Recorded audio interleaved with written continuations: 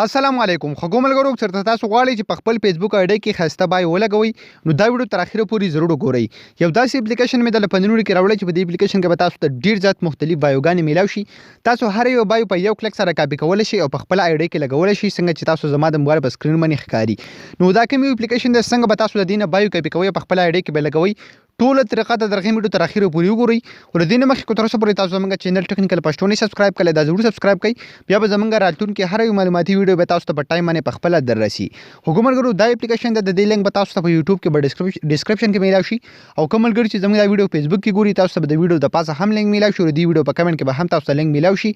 دا هغه لینک نه تاسو دغه اپلیکیشن په خپل موبایل کې انسټال کولای شي نو کله چې هم تاسو دغه اپلیکیشن په خپل موبایل کې انسټال کو سمبل دا به وبن کوي پس تاسو تاسو ښکاری انیملز ورسره برث ډے بیډیس تاسو ښکاری فلاورز فود فن داسې نور تاسو ښکاری څومره زیات مختلف نمونه لیکلي او تاسو چې په کم یو نوم باندې هم کلیک کوئ نو په کې بدنه هغه شان بایو تاسو ته شو کیږي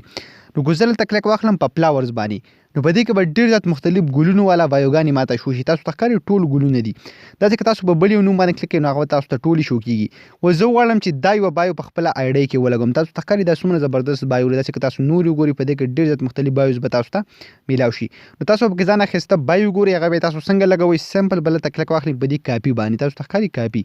په دې کاپی باندې تاسو کلیک کړئ ټیکسټ اس کاپیډ دا زموږ سره اوس کاپی شو په تاسو کړئ لاړ بشي خپل د فیسبوک آی ډي ته خپل فیسبوک آی ډي به راوړئ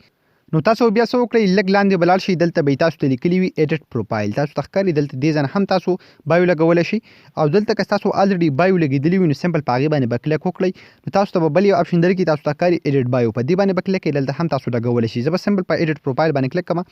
نو که چېرته تاسو د مخکې نه بایو نه وي دلته به تاسو بایو ګورئ چېرته به یې لیکلي وي بایو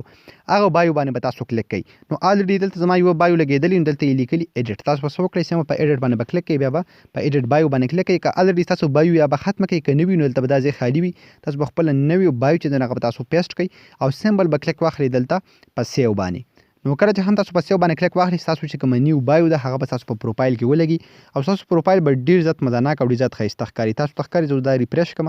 تاسو ته ښکاري دلته نوی بایو چې دی نو هغه ولګېدله دې سره آی ډي څومره مزهناک او څومره زبردست ښکاري خو ملګرو په دغه طریقه باندې تاسو کولی شئ چې په خپل آی ډي کې نوې بایوګانې ولګوئ ډیر زیات په اسانه طریقه سره نو امید لرم د نوې ویډیو به ستاسو خوښه شوي که ویډیو خوښه شوي د خپلو ملګرو سره یې ضرور شیر کړئ او موږ به خپلو دعاګانو کې یاد ساتئ د الله په امان